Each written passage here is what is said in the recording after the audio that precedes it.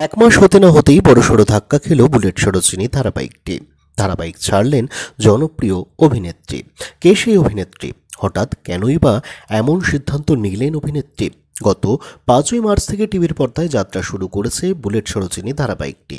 তবে এক মাস পূর্ণ হওয়ার আগেই ধারাবাহিক ছাড়লেন অভিনেত্রী শ্রীময়ী চট্টরাজ।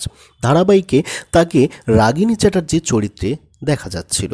ধারাবাহিকের যথেষ্ট গুরুত্বপূর্ণ এক চরিত্র হলো রাগিনী চ্যাটার্জির, যা যথেষ্ট ভালোভাবেই পাঠ করছিলেন এতদিন শ্রীময়ী চট্টরাজ। অল্পদিনেই নিজের অভিনয় দক্ষতার জেরে দর্শকদের প্রশংসাও কুড়িয়েছিলেন তিনি।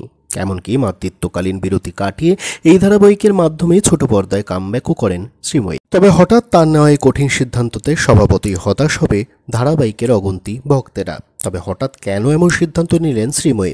এদিন নিজের সামাজিক মাধ্যমে করা একটি পোস্টের মাধ্যমে নিজেই কিন্তু বাতলে দিলেন ধারাবাহিক ছাড়বার আসল কারণটি। নিজের সামাজিক মাধ্যমে করা সেই পোস্টে শ্রীময়ী চট্টরাজ লিখলেন, আমি বুলেট সরোজিনীতে রাগিনী চ্যাটার্জির চরিত্রটা করতাম। আজকে আমি চ্যানেল এবং হাউজের সাথে কথা বলে এনওসি দিলাম।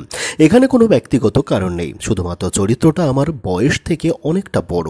আমার মনে হয় আমার যা বয়স তাতে 4 ছেলে মেয়ের মায়ের চরিত্র প্লে করার মতো এলিজিবিলিটি আমার নেই। স্টার জলসা চ্যানেল এবং হাউস আমাকে অত্যন্ত সাপোর্ট করেছে। ভবিষ্যতে আমরা আবার একসঙ্গে কাজ করব। পোস্টের শেষে ধারাবাহিকের জন্য শুভকামনাও জ্ঞাপন করেন অভিনেত্রী শ্রীময়ী চট্টরাজ।